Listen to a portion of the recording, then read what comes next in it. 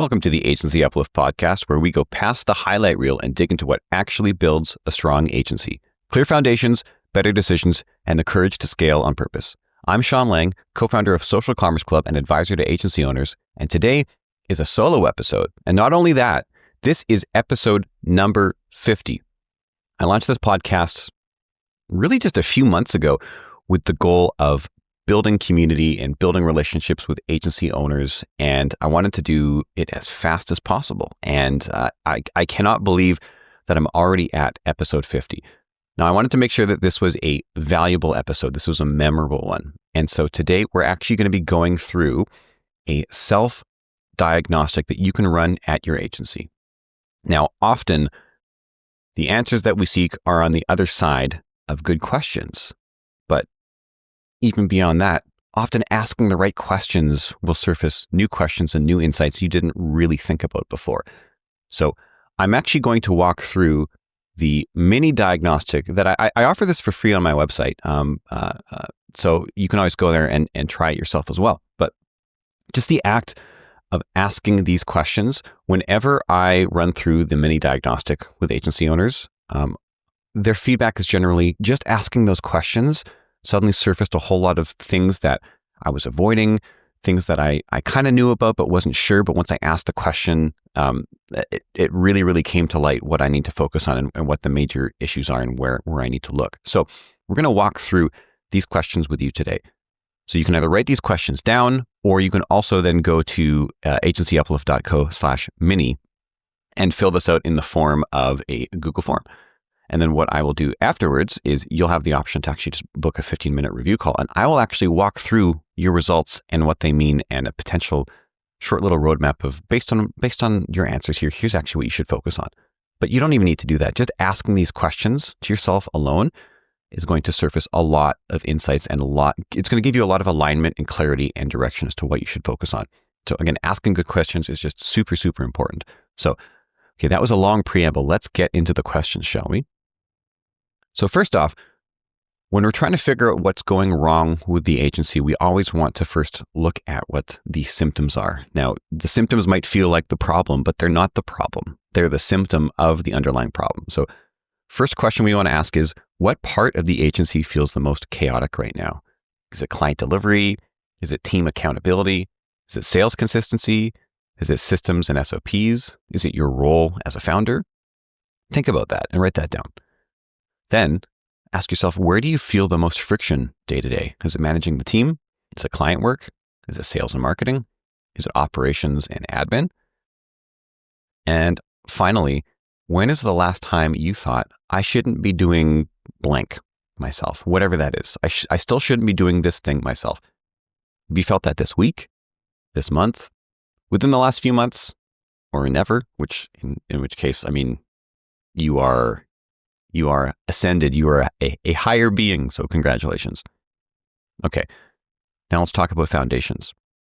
Ask yourself, are your core values actively used in hiring, leadership, and delivery? Your options should be yes, they guide our decisions somewhat, but the values are more implied than applied. Not really, or we don't even have defined core values.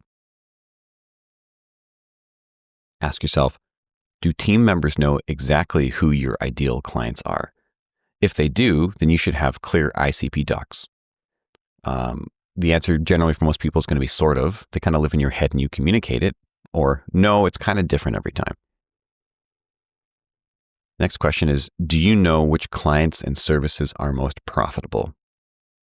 I want your answer to be yes, and we track it closely by client and by service. Usually people think they have a general idea, or the answer is not really.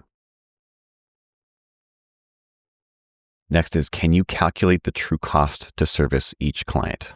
Obviously, I want your answer to be yes, but that hinges on your answer from the previous question. Next question is, how much of your team's work runs on documented systems?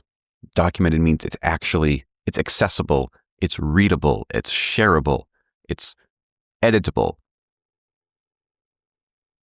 When you delegate something, how confident are you that it gets done right? And by done right, I mean you don't need to step in and fix it. I want you to be 100% confident. Generally, there is some confidence, but most founders are still hopping into almost every deliverable and just checking. And I get it. We have to do that sometimes, but we want to, again, get beyond that. How clear were you on your last hire's fit with your agency before you hired? Was it super clear? Did you have perhaps a scorecard with a mission statement and measurable KPIs? Do applicants that apply, do they seem like the right cultural fit? i.e., are your job postings actually attracting the right people? Yes or no? Do your current team members have KPIs that they are being measured by, or just a scorecard in general, which outlines what is expected of the role, what they're being measured by, when they're being measured by, or when they're being measured on it, and what the targets are? Another one is done clearly defined across your team? And by done, I mean, does your team know what complete delivery looks like? Do they know what the standard is? Do they know what good looks like? Do they know when something is complete and they can move on to the next thing? And is it to your standard? Next is, when projects do go off track, because they do, this is an agency, what's the thing that breaks first? Is it scope clarity? Is it timelines? Is it communication? Is it ownership? It's generally one of those four things. How would you describe your client onboarding process? Is it scripted, visual, and standardized? Do you have a checklist? Or does it change client to client? How about client communication? Is it proactive and does it follow a cadence? Is it yes for all clients, yes for some clients, or no? Are you using AI meaningfully in delivery and operations? Now, this is kind of a trick question, because if this answer is yes, but you also said no to processes being documented, then the AI is basically just duct tape, because AI has to be built upon defined processes. Has to. There's no negotiation there, right? You need to have a defined process and then you add AI to that. What most agencies are doing right now is throwing AI into little bits of the agency, kind of as relying on the discretion and the abilities of the person who might be using it. So it's not actually integrated into everything that you do. Another question is, where are your team still doing repeatable manual tasks? Is this in outreach and sales, project management, reporting, admin, stuff like that? So this is the mini diagnostic. Okay, so it's not a ton of questions and they're fairly simple questions, but just asking yourself these questions and then honestly answering them should be surfacing some fairly obvious things that you need to look at. The thing with agencies is they're kind of a double-edged sword. On the one hand, they're very simple, right? It's a service business. We hire people who are skilled to deliver a service to clients who are also people. So on the business model itself is simple, but the actual agency game, the agency industry, it's not simple. It's actually very chaotic. We are constantly having to not only manage our people correctly and make proper decisions, we're needing to manage clients, we're needing to find new clients, we're needing to adopt to now what is working in the industry. Like, think about it. If you were a plumber and you had a team of plumbers, things aren't changing really. Maybe occasionally the permit process changes or the building code changes or something like that, but it's very rare and it's very slow. And your team doesn't need to be constantly adapting to how things are changing. But in the agency world, what worked last month might not work. There might be new platforms to learn. There might be new policies changing. The economy might be affecting how people are buying. You might be having clients going out of business. It's a very rapidly changing business. And so even though the service business model is simple, The industry we are in is not simple. And so we have a lot of fires to be fighting all the time. And often what seems like a problem is not actually a problem. It's a symptom of greater problems. So that's why it's very important that you ask yourself the right questions.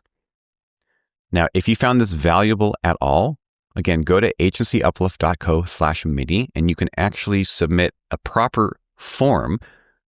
And then I will be happy to review your answers with you and let you know from my seat as a coach and the person who runs Agency Uplift and has developed the Agency Uplift methodology, where I would start, what your biggest priority is, where the biggest domino is, that if you knock that domino over, it'll start a chain reaction to help you knock over the other dominoes and scale your agency. Again, this has been episode 50. I'm super, super pumped that we've made it this far. And again, we're just getting started. You might have noticed a new intro. If you're watching this, you see that we've updated the audio and the lighting and the video, and everything is looking a lot better. And so we're just getting started. Really, really psyched to have you guys along for the journey with me. Again, agencyuplift.co/mini, and I'd be happy to take 15 minutes out of my day to run through what your answers mean and where you should look next. All right, cheers.